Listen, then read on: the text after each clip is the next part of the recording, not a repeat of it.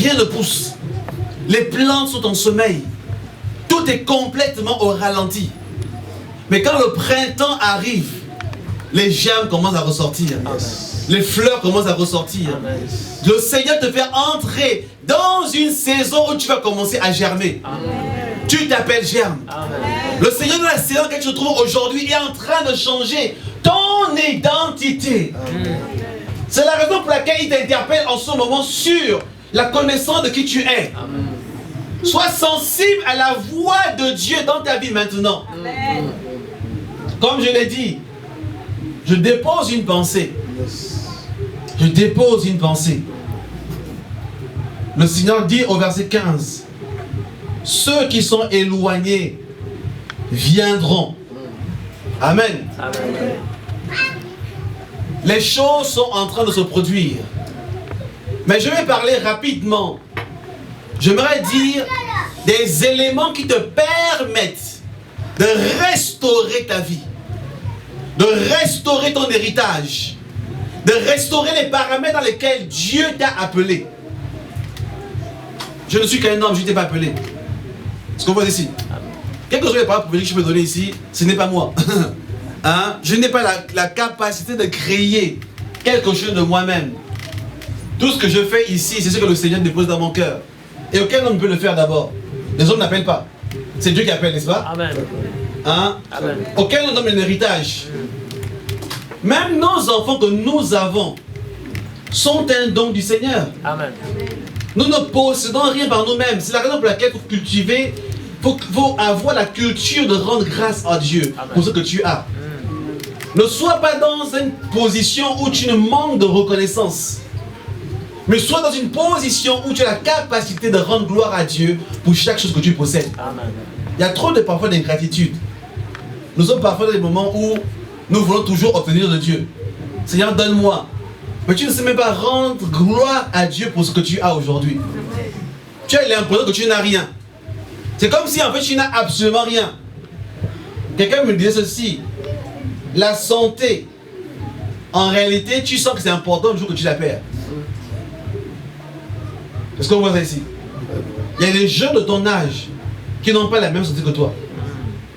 Il faut aller dans les hôpitaux. Personnellement, j'ai fait un stage de service de cancérologie. Et j'étais très surpris de voir des jeunes de 18 ans. Ils étaient tous là, des jeunes, ainsi de suite. Et c'est surprenant. Parce que généralement, dans notre imagination, on s'imagine toujours des personnes de certain âge, n'est-ce pas? 70 ans, 80 ans, ainsi de suite. Mais quand tu vois un jeune, une personne plus jeune que toi, tu es choqué. Et tu te rends compte que toi, aujourd'hui, c'est la grâce de Dieu qui te maintient.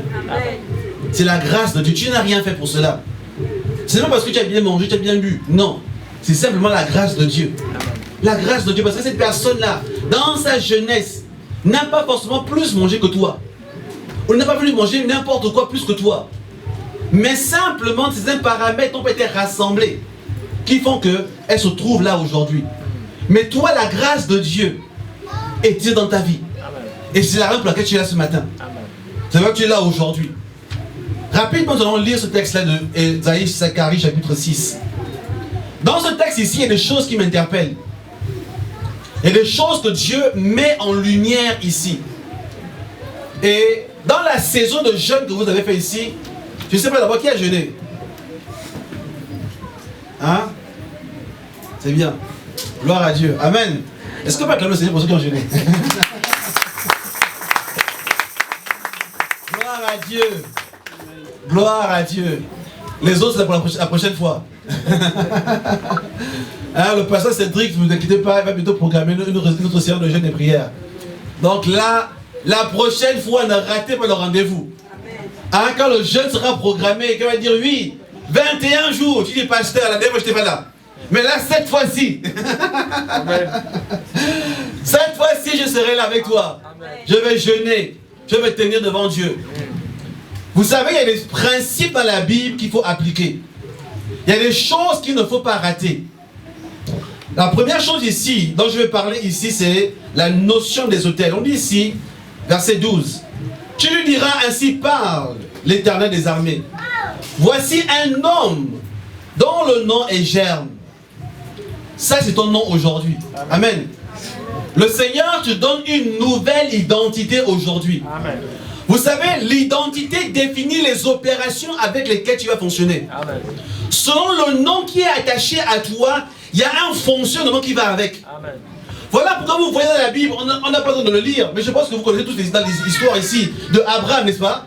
On a changé le nom, n'est-ce pas? Vous connaissez aussi l'histoire de Pierre. Oui. Et ainsi de suite, il y a beaucoup de personnages dans les Écritures dont le nom a été changé. Parce que le nom déterminé était leur limitation. Jacob s'appelait Jacob, ça veut dire usurpateur. Et ainsi, quand il a rencontré Dieu, dans une saison de sa vie, un peu comme toi, dans ce temps de jeûne et prière, tu as jeûné et prié, tu t'es tenu devant Dieu, et dans ces temps-là, le Seigneur change ton nom. Amen. Élargis ta perspective. Te dis, tu t'es limité jusqu'ici. Maintenant, je te donne la possibilité d'arriver à ce niveau et de commencer à produire des choses que hier, tu ne peux pas faire. Amen. Le nom est très important. Le nom ici, c'est une identité spirituelle. Amen. J'aimerais dire ici que il y a quelque chose qui est attaché à toi aujourd'hui. Tu es né dans un contexte avec des paramètres qui t'ont défini jusqu'à aujourd'hui.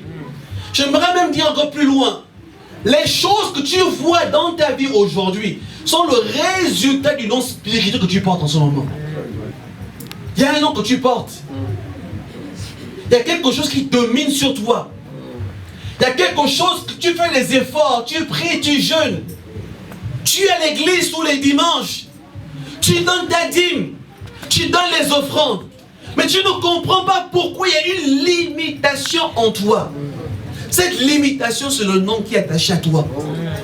Il y a une identité dans laquelle tu es aujourd'hui qui te limite. Qui t'empêche de dépasser un niveau.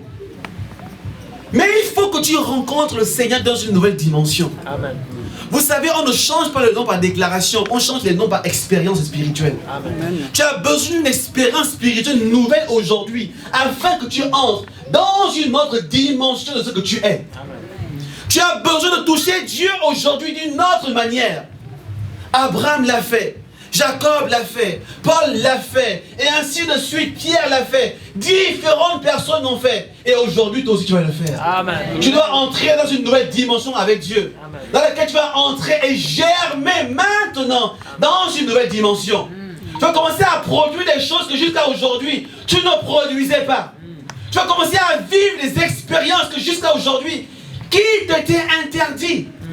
Ces choses sont pour toi possibles à partir de maintenant. Tu dois entrer dans une dimension d'interaction avec Dieu. Et le temps de jeûne et prière, c'est le moment qui nous permet ce genre de choses-là. Amen. Amen. Voilà que j'encourage chacun ici de prendre le temps dans le jeûne. Prends le temps dans la méditation. Prends le temps avec le Seigneur. Cultive cela.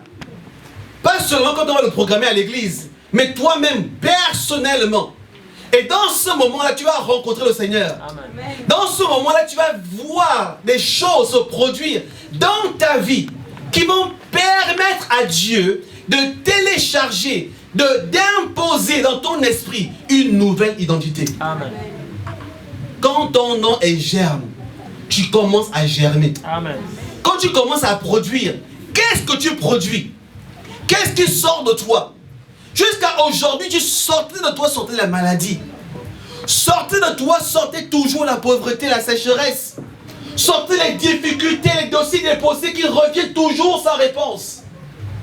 Sortez de toi des choses qui ne correspondaient pas à la volonté de Dieu. Tu as pris des décisions de commencer à mettre ta vie en règle devant le Seigneur. Mais tu as l'impression que tu n'y arrives pas. Tu es toujours coincé au même niveau. Pourquoi tu n'arrives pas à produire la pensée de Dieu?